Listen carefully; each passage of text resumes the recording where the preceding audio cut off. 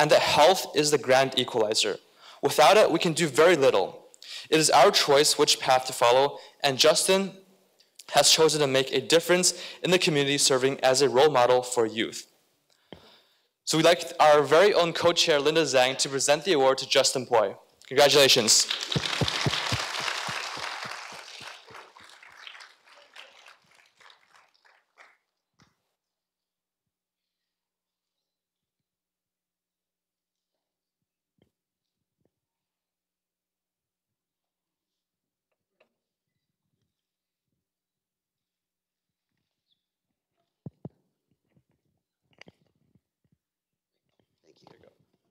Thanks a lot. Thank you. Thank you, Linda.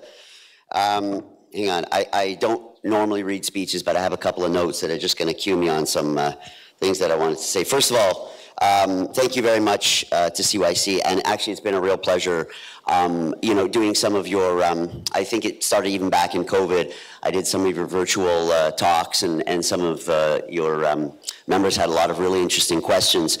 I remember every single adult that mentored me ever since I was a kid. And believe me, time passes very quickly, because before you know it, you're actually the one standing here and talking about this and thanking people for awards, and I'm sure all of you will get plenty of them.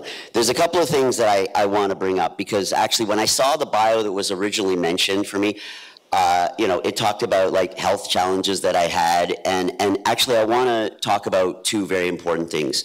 So number one is never judge a book by its cover. You actually never know what's going on with somebody, even when you're close to them. And I mean, unless you're, you know, really, really close to them. Before I was 15, I had actually spent a year on dialysis and had my first kidney transplant. And I can tell you that growing up as Chinese in the 1970s was not that fun in Toronto. There was actually a lot of blatant racism. You know, you're outside in the courtyard and people are calling you names, you know, when you're playing tag and stuff like that. And nobody could get in trouble for that, because that was pretty normal, because even the teachers kind of did it too. And so there were, you know, when I was growing up, there were a lot of things that I felt were playing against me. I was actually quite embarrassed to be Chinese. It was actually thanks to my mother, who got me involved in community, that I started to really appreciate my Chinese heritage and getting involved. The other thing is, a lot of people, and I'm sure you all have friends where you look at them and you say, well, let me look at who their parents are. Obviously, they're going to do well. Actually, your connections can make introductions, but at the end of the day, remember, it is you that must do the work. Because I have friends that have recommended their kids to me, and I fired them quicker than you can mention, because they actually couldn't do the work. So you can get the job, but you are the one who has to keep the job. The other thing is, you know, I'm turning 55 this year, and I've actually now had 3 kidney transplants. And I actually, at the beginning of COVID, lost that transplant. That transplant actually came from my mother, which I had for 13.5 years. And a lot of people don't know this, but transplants don't last forever. So I spent the last 4.5 years on dialysis, and I'm actually waiting for another kidney transplant. And I never really talk about this, because there's really no point. But when I went back on dialysis, I said to myself, I'm not going to let anything change. I'm going to do exactly everything the way I did before, and I'm just going to somehow incorporate this treatment in the days that I don't feel well into everything else that I do. Because no matter how much money you have, no matter how many connections you have, health is the grand equalizer. Without it, you can do nothing. So I would say to everybody, who is very healthy in this room, when you're young and healthy, trust me, you don't even know what it's like to lose that. You have every advantage in the world, and you know, working day and night is not going to kill you, as long as you eat and sleep enough.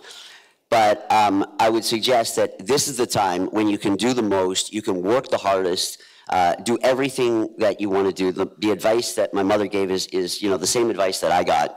You know, really, if you want to do something, believe it and do it. Because when something is taken away out of that equation, like your health, you can't imagine the challenges that you will face.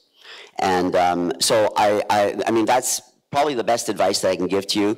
The last piece is anything that you think is a disadvantage, turn it around and use it to your advantage. So growing up, like I said, I was actually I was not that proud to be Chinese. But as I got integrated with the community, when I graduated from university and started my advertising agency, it was in the early 90s when there was huge immigration from Hong Kong, and I turned that around completely to my advantage. I said, you know what? I'm going to start an advertising agency that helps Canadian companies reach all these immigrants that come into this country. And for the last 32 years, I've been running the same agency, and we still do the same thing. We help Canadian corporations reach multi-ethnic markets. And as far as my health is concerned, I'll tell you one story. There was a life insurance company that we had that was one of my first clients. And when I was younger, I never told anybody about my health problems because I was very self-conscious about it. But this life insurance company had a second budget that was actually bigger than the budget they gave me for reaching out to the Chinese community. The second budget was for a program they called by mutual consent. When they met with clients, they would talk to them about organ donation and to sign a organ donor card. When I heard this, I remember I was in the boardroom and I said, by the way, guys, I have a kidney transplant. And within 4 weeks, we got the entire contract to promote the bimutual consent program as well. So you can turn disadvantages to advantages very quickly. And so what you might seem as a disadvantage today might always be that way. Thank you very much to CYC. Thank you. Thank you.